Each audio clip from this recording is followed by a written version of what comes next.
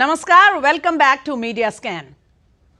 The Indian diaspora has made remarkable progress in various professions in the United States and other countries in the Western world. But is the Indian diaspora as yet a political force in the US? To understand this very interesting topic, I have a panel of guests with me, joining me straight from the US. But before I cut to my guests, very quickly, a capsule on the achievements and the position of the Indian diaspora in the US.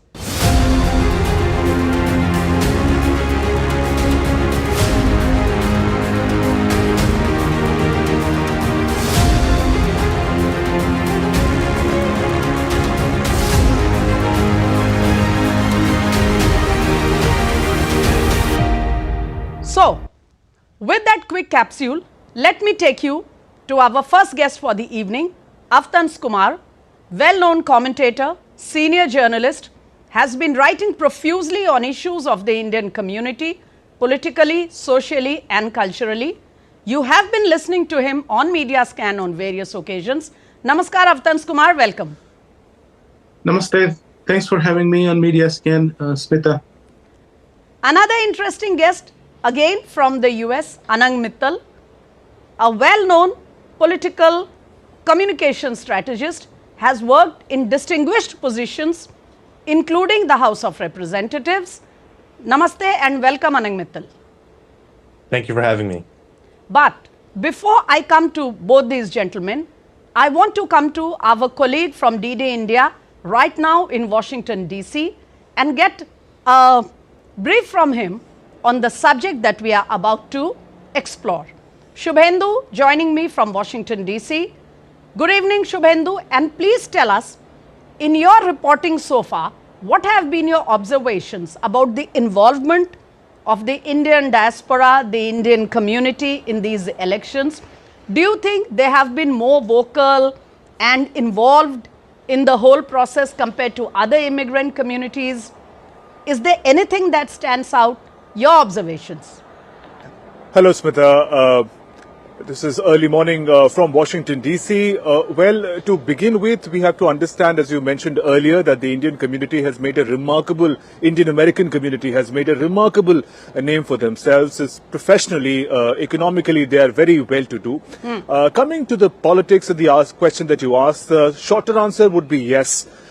We see that there is a clear and deeper engagement of the Indian American community at every level of power and politics here in the United States. We've traveled from New York to Florida to California to Texas and other states, and wherever Indian community is present prominently, and we see their engagement. I mean, from the celebration of Diwali to Chhath Puja to their political engagement, from the roots of Vice President Kamala Harris to reference to J.D. Vance's wife, to also important leaders at the grassroots level, and that I think is very important at the council level, which corresponds to municipalities in India. Just to understand it better, we came across so many leaders who came across as candidates, not just political workers. They're also political workers.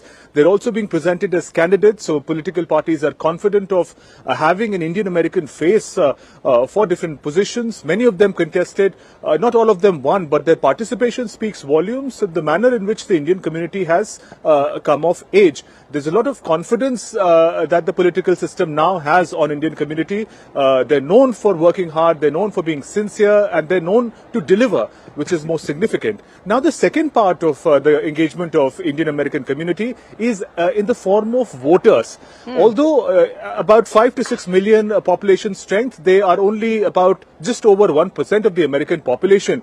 But we saw in these elections that the minority groups had a great role to play in the final final decision making, in the final sweep that we also saw of Donald Trump. Traditionally, Indian American would be assumed to be supporting the Democrat Party, but we also see a certain degree of reorientation there. We see a thinking minority group which looks at rational, meaningful engagement in the current politics. So instead of idealistic social democratic agenda that the Democrats had set up, we see them aligning with more rational, practical, economic and immediate concerns such as border security. And a significant number of them have also gone with Donald Trump and responsible for the mega sweep that he has made this time over. Okay. So we see in that sense if I can put very in a quick, deeper political engagement at every level. Here, Smita? Shubhendu, allow me. If I can put a quick query here. You have just explained very interest in a very interesting way how it's Indians may be less in number, but they are seen as a very rational, a thinking community, as you very well put it. But all through the campaign, both in terms of Mr. Trump and the media analysis that we have been following, there was a lot of chatter about if Mr. Trump becomes the president, they are going to be very concerning and very maybe worrying restrictions on immigrants, although it was not targeted at Indians as such, but generally. So in your conversations with Indian activists and voters, do you think there was any kind of concern on this issue? Are they worried about their friends who may be there from India or about to come there? Was this a factor at all? That's a very interesting question, Smita. And to that, I'd like to inform you that all the engagement, and this came up very significantly to understand their position. And interestingly, their number one concern of Indian Americans, Indian immigrants, was the issue of illegal immigration. So more than any direct challenge from the new government, they saw illegal immigration as the biggest threat to their own existence and legal immigration. According to them, many of them had to wait for years to get their visa, years to get their green card, and here we see a complete influx and flooding of illegal immigration, which are threatening the resources that are available for legal immigrants and also the space in America available for legal immigration. And in that sense, the new government would also take into account the manner in which all these communities have wholeheartedly come out in support of them.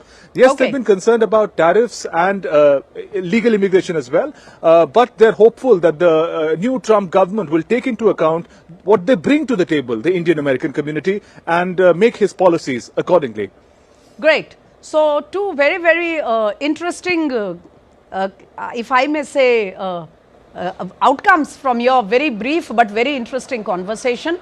Number one, that the issue of illegal immigrants is definitely a cause of thinking among the Indian community there, Indian American community, but not necessarily the way it is being interpreted here back in India, because Indians are not worried that they are going to be sent back or anything. Rather, they want to focus on the fact that that they are the one of the most, if we look at them as a group, they are the among those who are legal immigrants, and therefore illegal immigration affects them as much as it does others. And the second, as you said, was involvement of Indians in, if I may say, local body elections, not so much as the national election. So we'll take all those points to our guests joining us from the US, but for now I know you have to go, Shubhendu. So thank you very much for connecting to Media Scan, and have a great stay. If I may take one of those points directly to Anang Mittal here. Anang Mittal, we know that Indians have remarkable achievements to their credit in various professions, from medicine to IT to hospitality, also in teaching. Indian students are also making a great mark for themselves. But when it comes to politics, it is often believed that their impact is not as much as perhaps some other immigrant communities. Is it only because of the numbers, or is there more to it? Is it a fair assessment to say that Indians or the Indian Americans as a group are not yet a political force in the US? Yeah, I think it's fair to say that there's as Shubhendu said, there's only about 5 to 6 million Indians here, and we're not clustered. We're not a monolith, so we tend to be more focused on jobs and education and those kind of fields, technology, business, finance, more than politics. But we have certainly made a name for ourselves now. We're much more prominent than we were maybe even 10 years ago, with J.D. Vance's wife, Kamala Harris, and many other Indians who are on both sides of the aisle. So I think that's the most important observation here, which is that unlike in other diaspora countries and communities, Canada, UK, Australia, where politicians feel the need to go visit the Indian diaspora because they vote as a monolith, they vote as a bloc, whether through religion or through other communities, they tend to cluster together. Here, the Indian diaspora is much more, less of a monolith, much more differentiated, much more diverse, in their views as well. So you may not see the Indians voting one way or the other. So they tend to be much more assimilated to the American way of life. And that's why this election has been interesting. The obvious question to this is, why do you think they are not seen as a monolith or voting as a community? They are more diverse in their choice. Have you been able to explore the reasons behind this? Yeah, I mean, largely you can see the way that Indian immigrants come here. They come through legal means. They come through they go through the very rigorous process that is here, and they tend to come in small numbers. And so over the last 40, 50 years, the way they've arrived here has not been only because of one region or one community needing Indian immigrants or calling for Indian immigrants, which is what the way it has been in other parts of the Anglosphere, Canada, UK, and Australia. And so most Indian immigrants who come here are highly educated, they're highly interested and motivated and ambitious. And so now that you have second and third generation Indian immigrants, they are starting to get involved and assimilated into America and being involved in politics. So it's really the story of assimilation here. That's the reason for Indians getting involved in politics and getting more interested in other fields than just tech or business or IT. Fine. So I'll bring this to Avtans Kumar now.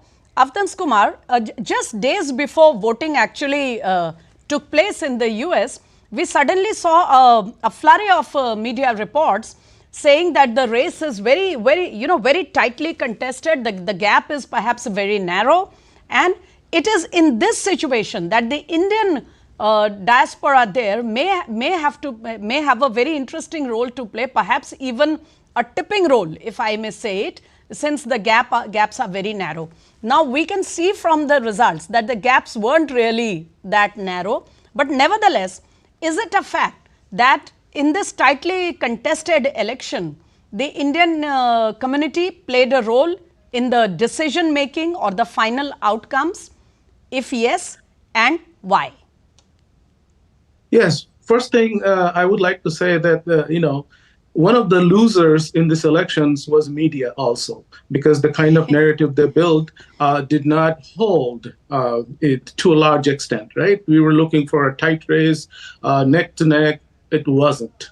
Yeah, we have been there. We have been there already in the Indian Lok Sabha elections and right. the very recent Haryana elections. Right. So, and also the media here is very motivated. That's why they don't have much credibility. Right now, the credibility is down to 31%, the people who trust media. So let's put that apart. But yes, in terms of having the tipping point and the say in the election, this was the Indian community across the U.S., like Anand said, that we are very diverse. We are not localized in one city or the other. We are all over, spread all over the U.S. in all 50 states. We have significant numbers.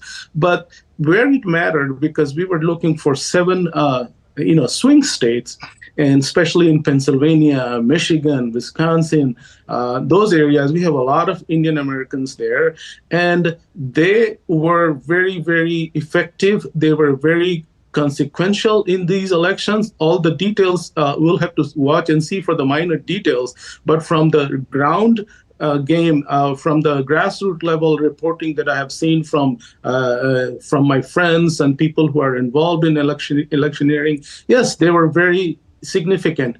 And one thing tipped the... Maybe we still don't have all the data to prove how much of a tipping impact they may or may not have had. But from an off-the-cuff assessment, can you say that in these swing states, which finally played a very, very decisive role in the final outcomes, the Indians may have voted largely for the winner? Yes, I mean, in majority of Indians still voted, looks like from the initial data that we have seen, may have voted for Kamala Harris because they are considered Democrats, supporting Democrats. But even a 5, 6, 7 point difference towards Mr. Trump could be huge in some tight races, for example, in Philadelphia, in Pennsylvania, and other areas. But what I was trying to say in last, a second ago, is that the tipping point for Indian American community was the caste legislation that was brought out in California and many other Democrat-ruled cities that may have put the people over the top, in the sense, because now we have been very successful in economics and business and wherever, but this put the fact that we were now being victimized for what we are, for our identity, whether what that is, caste or whatever that it means for them.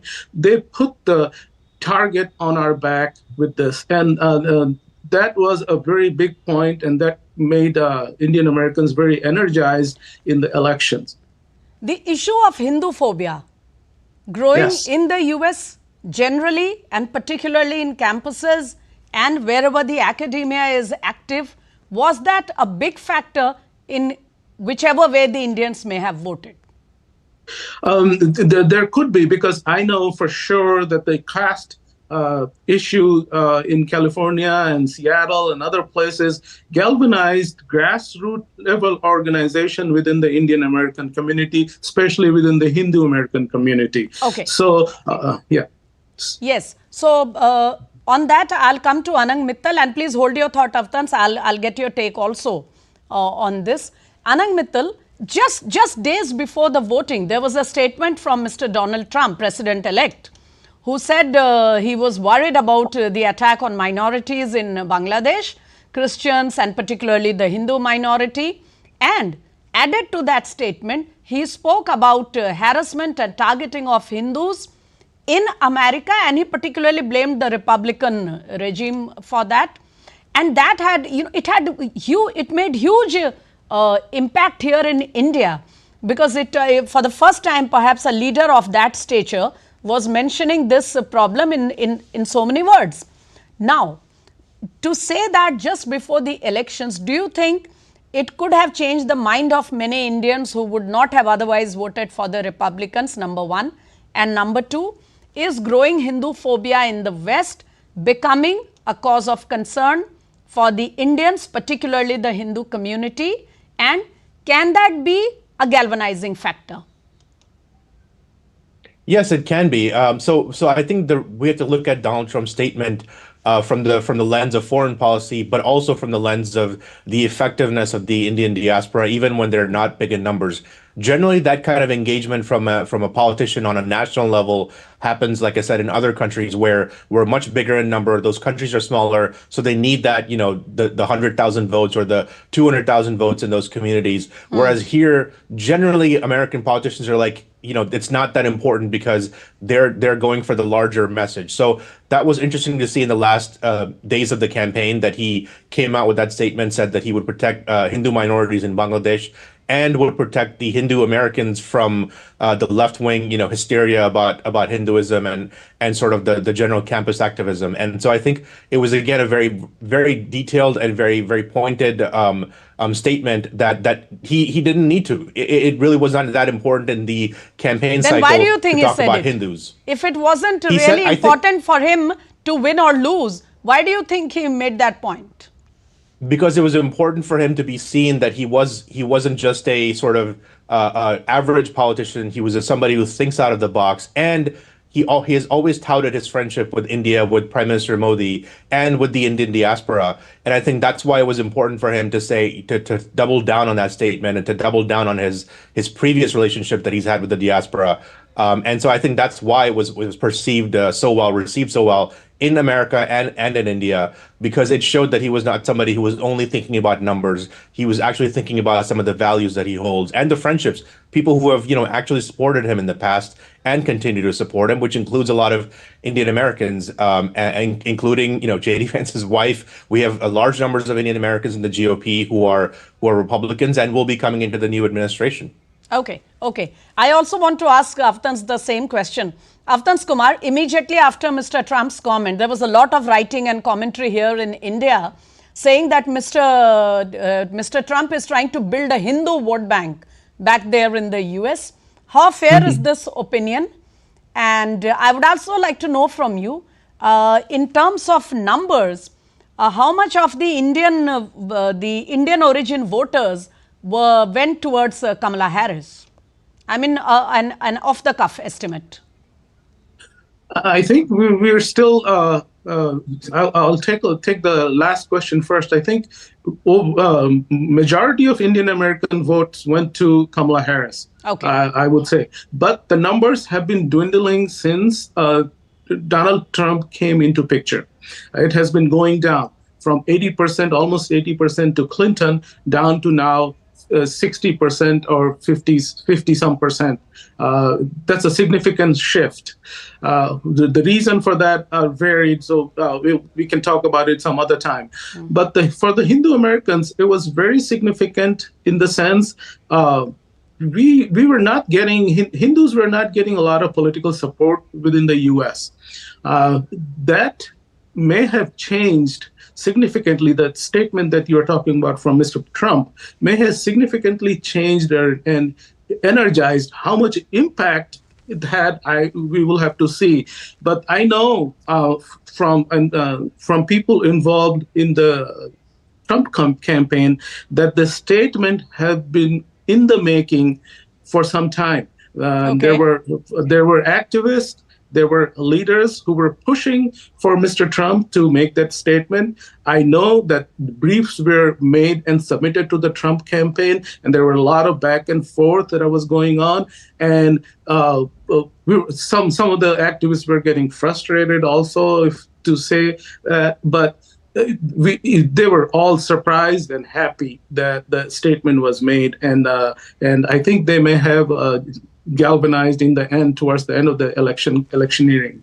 Why do you think if most Indians prefer to vote for the Democrats, a similar effort was not made with Kamala Harris, or you think it failed because of ideological, ideological moorings?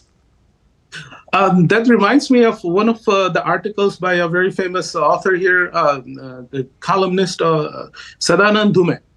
In one of his articles in this Wall Street Journal, he said that the temperamentally Indians should be voting for the GOP. But one of the reasons that they do not, because those who came like 10 years ago or so, they find their financial things attached to the left-wing ideology, because they are working in the industry, the kind of industry they are working in, the universities where left-wing ideology is predominant. So their incentives are, their ideology is incentivized, just like it is in India. There are certain things they're just connected with the finances. So you end up being left-wing or Democrat in this case. So it is indeed about ideological moorings also. But I do not have much time left with me. I want to come quickly to Anang Mittal here and ask him, first of all, being in Washington, D.C., do you agree with Aftan's reporting that efforts were being made with Mr. Trump's team so that he rises to the concerns of the Hindu community? That is one. And secondly, Anang Mittal, if the Indian community, according to you, is not as much of a political force as it should be there among the Indian Americans, what quickly can you tell us they should be doing to make themselves more impactful? Yeah, I think the reporting is correct. There were many efforts to get Mr. Trump to tweet out that statement, and I think he did listen to reason. And I think like I said, he was already predisposed to support the Hindus and largely the Indian diaspora. So it was important for him to be seen as somebody who's not just a simple vote bank politician. And I think that's why he made that statement, because he cares more about those values that the Indian diaspora represents. And I think in terms of what should happen in the future, look, we've had Indian American congressmen have now been elected to Congress. And so whatever engagement happens from the Indian diaspora, whether it's through super PACs, whether it's through continual meetings and kind of engagement, donations, whatever happens in a normal sort of political engagement, that has to reflect what the diaspora thinks, and that has to reflect what people on the ground who actually live here have to live a life think versus the academia, the left-wing politicians. And that's why Kamala Harris really didn't make that much of an effort. She showed up for a Diwali event, but most Indians just felt that was, checking the box. She didn't really properly engage with Indians or Hindu Americans on any issues that they care about, or made any kind of statement like Mr. Trump did, because for her side, for the Democratic side, the left wing politics and ideology and the dogmatic, thinking that being pro-Hindu is somehow being majoritarian, it's somehow being anti-Muslim or other minorities, kind of overrides any kind of outreach they might want to do to the Hindu community. They just show up from time to time to Hindu events and think that'll get them the votes, and that's just not the case anymore. And that's going to continue not being the case as Hindus are getting much more politically aware, and temple attacks have risen. So people are like, why are we giving these people by default our vote? Right. So, Avtans Kumar, very quickly, last word to you. Is it a correct assessment to say that Hindus are finally becoming more politically active and concerned in the US? Also, what do you think about all that is happening in Canada, and how can Hindus also make themselves, their voice more heard in countries like Canada? And often we see similar reports from the UK. Our diplomats have been attacked. People of the Hindu community were attacked in Leicester. So, there is a kind of a pattern building up in the West, where the Hindu is becoming a target simply for being a Hindu. Yes, certainly. We have to pick up, as Indian American and Hindu American community. We have to pick up the fight here and to get involved in the electoral process very well.